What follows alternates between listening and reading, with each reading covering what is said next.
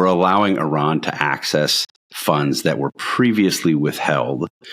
And I think we can be certain that Iran will do with the funds the things that Iran has done with its funds for the past 4 decades, which is in part fund terror, fund anti-American activities, continue to build its nuclear weapons program. None of this should be surprising. And I think there are a number of reasons to be frustrated with what the Biden administration is doing here. So first and foremost, beyond the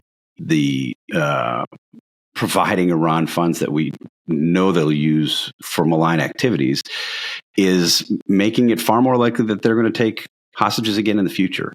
You've had leaders of the IRGC, the Iran Revolutionary Guard Corps, say this in public on tape. We know that these hostages, these prisoners, are worth money, so we're going to take more of them. These funds, if you listen to the Biden administration, are to be restricted to humanitarian use. Even if that were true, that shouldn't give us much comfort because, of course, money is fungible. Whatever they're spending on humanitarian reasons is money that they, with this new money is money that they would have had to spend for those same things with less money.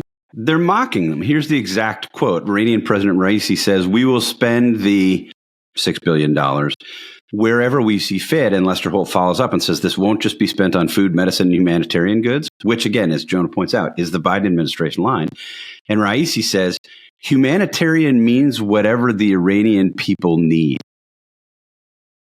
Not serious. The final point I'll make real quick is the sort of additional details of this deal were announced or confirmed by the State Department on 9/11, which is just a really bad look when you think of the fact that many senior Al-Qaeda leaders are being harbored or at least allowed to operate freely in Iran, and that we know Osama bin Laden, Ayman al-Zawahiri, other Al-Qaeda leaders had seen Iran and the sort of on again, off again, mutually exploitative relationship that they had with Iran as absolutely crucial to the growth of Al-Qaeda.